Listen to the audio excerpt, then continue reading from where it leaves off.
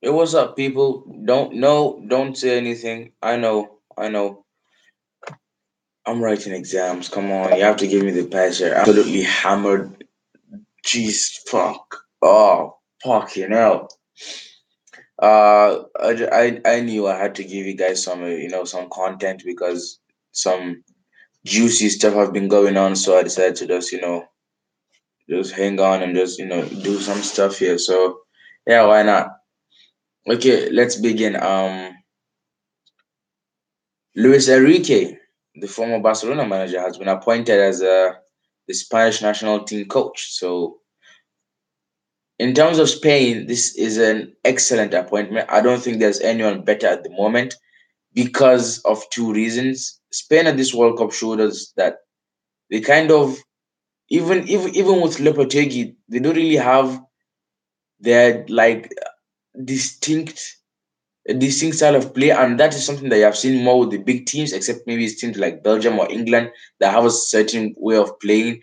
But and maybe Brazil. But with Spain, they hold the ball, possession, they dominate, but they don't do anything with it. The 2010, 08, 012 teams, they have a lot of the ball, but it's not stale. It's forward, and when they get to the 18-yard box area, they pass the ball really quickly. Hence, people say tiki taka. I don't believe it's tiki taka. Like I heard from some journalists saying that tiki taka is the wrong definition for it. But like you get what I'm saying. Like there was penetration there. There was some essence behind that. Whenever they got to the edge of the 18, there was more urgency. You had strikers that like Torres and Villa running along. You had people like Pedro, and you had Fabregas making deep runs inside. It was very composed, very organized, but also very efficient. But this Spain, you look at it and you see like it's 60 minutes of sideways passing and a few crosses into the box and hoping that Costa does something with it, which is not good enough. It certainly isn't. I was really disappointed with Spain this World Cup. So someone like Luis Enrique knows about the position of football. He managed Barcelona for 3 years. Not only that, he also managed, I think, Real Betis. He is a very good manager tactically. He's very detail oriented. He's like an Unai Emery sort of. He loves to pick out the little details, and he loves working his players hard. He's during training when he works players hard. I think he's good. He's not really the most flexible when it comes to formation. Of course, I'm talking as a Barca fan. I know all this. He's not the most flexible when it comes to formations. And systems, of course. He likes to stick to one system, usually a 4-3-3 with a deep line playmaker, a regista sort of, and two holding midfielders.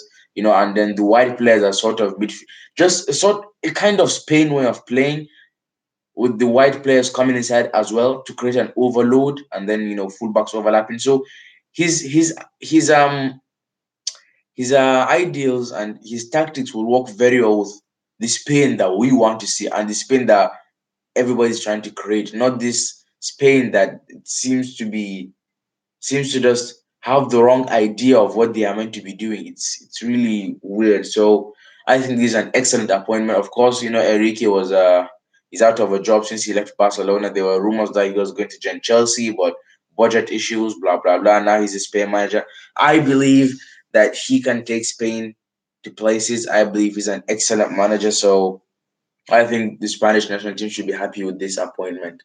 Really, really happy with this. Okay, next up, sticking with Barcelona, it's Paulinho.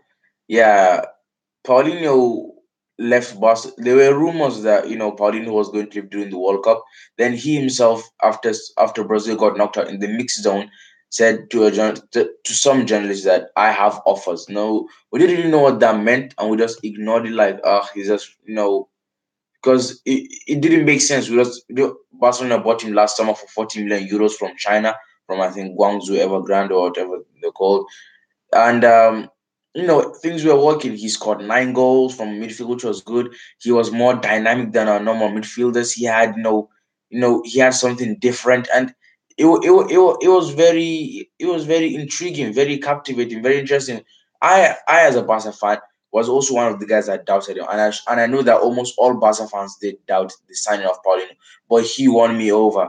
As he did, because he worked hard, he pressed, he ran, he didn't stop running for 90 minutes, and he proved his worth. So I really liked Paulinho, and it was weird when I heard that he went back on loan to China. Basically, it's he's gone back. They are going to make it permanent, I think, by January for 50 million euros. So it's profit for Barcelona, but I don't know. Of course, Paulinho doesn't fit our system of play, but he gives us something different, and I'm not happy to see him leave. I really like Paulinho, but if he wants to go back there, and he doesn't feel okay at Barcelona, it's fine. Nothing's bad. Of course, with Paulinho leaving immediately today, Barca have confirmed the signing of Arthur from Grêmio in Brazil. Now, if you don't know, we've been hunting Arthur since like July or October or something like that. Sorry, since since January or stuff.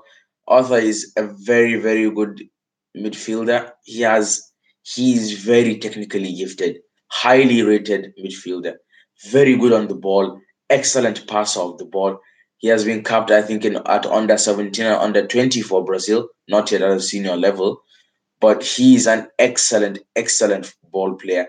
Now, the initial deal was for 30th, was for 1st of January, sorry, but it seems like Barca have now, thanks to Eric Abidal, Barca have now moved the deal for, they paid an extra 10 million euros.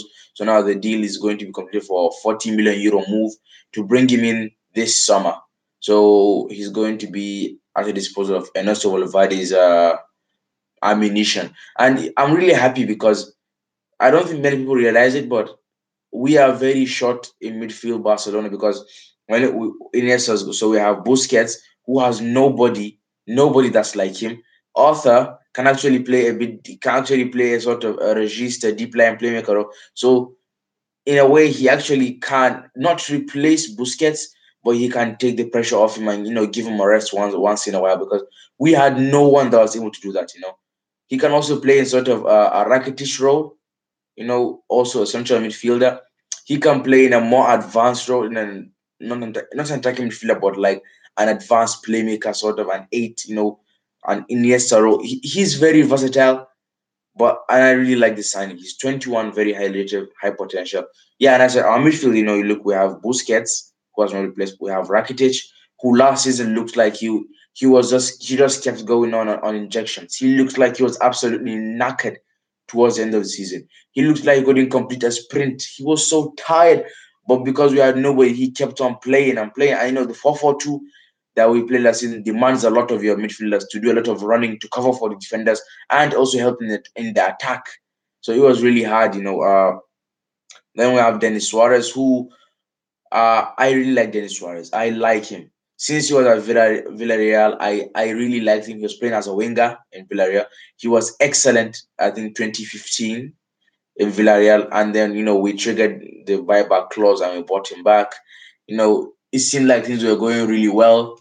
It went a bit downhill, but this last season, he started off playing well, in the beginning of the season. Then he had an injury, and then he had a few games. Especially, I remember a game in the Copa del Rey against Espanyol, where we lost our first game of the season.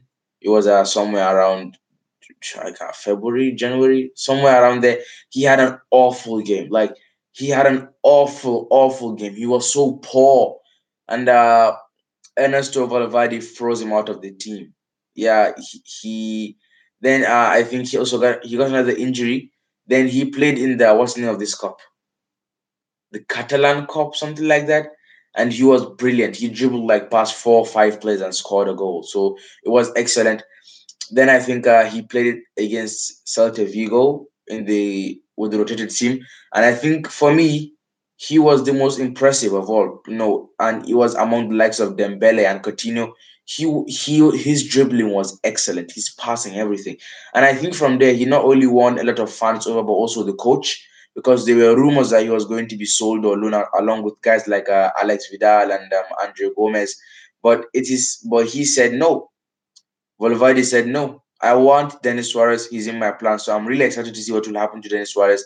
I really like him. I want to see what will go on with him. Uh, you know, sorry, I'm going into the Barca news.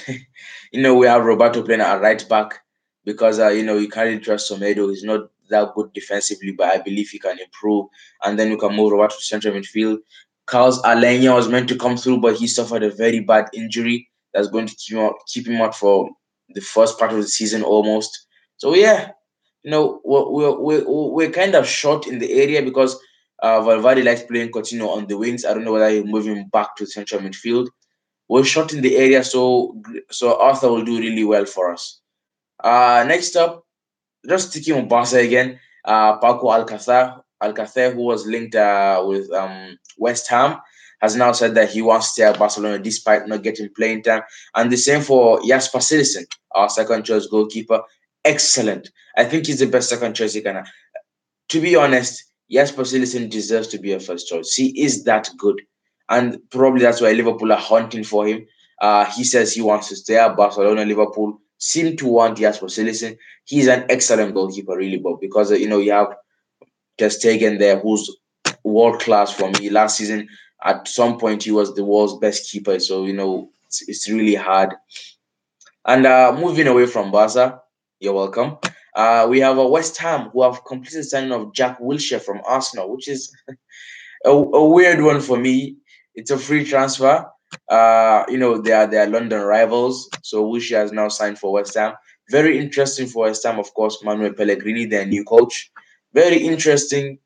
I think it's a very good signing for West Ham. Not so good for Arsenal, but we'll see what happens for it. And also West Ham again. I'm on a roll today. They are very close to signing Borussia Dortmund winger Andrei Yarmolenko. The Ukrainian joined Dortmund last season, and he was really good. To be honest, he started really well, scoring. I remember him scoring a banger in the Champions League against Spurs. He started off well, but then he faded out, and he never quite got it. And then he was replaced by Jadon Sancho. And when Royce came back from injury, it was really hard for him to get some games. So it seems like he's going to join West Ham. So yeah, we have some interesting things going on. Finally, fuck's sakes. Tomorrow, of course, we have the World Cup, Belgium, France. Excellent game. I think to be a brilliant game to watch. My money is going to be on Belgium. Hope to see what will happen. Uh, and then yeah, the main one, the Ronaldo transfer. I want to give you guys some updates on what's going on. Some legends have been coming out. Some ex-players have been saying that I remember Van der Sar came out and said Ronaldo going to Juve will push him to the next level. Some just people throwing and pouring fuel in the fire. I really don't know what's going to happen. I would like to see him at Juventus. I would also like to see him stay at Real Madrid. Because Real Madrid, Barca.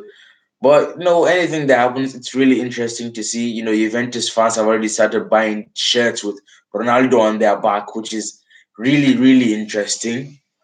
But it seems like this will happen because it looks like Ronaldo wants it in a way. He'll be happy to say, but he also wants it. Madrid are actually really willing to let him go because the Hazard rumors are now intensifying, and Hazard is having a great World Cup in my opinion. So it has raised his stock. So it's really interesting to see what will happen.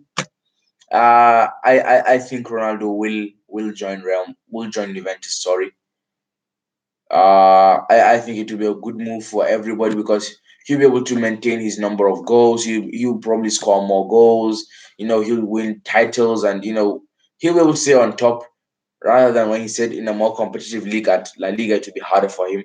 With the age, but really interesting stuff. So yeah, we'll be keeping a close eye on that. Listen, thank you everybody for watching, even though there's no one right now. I'll keep doing this every day, I hope. Yeah. So yeah, thank you guys for watching.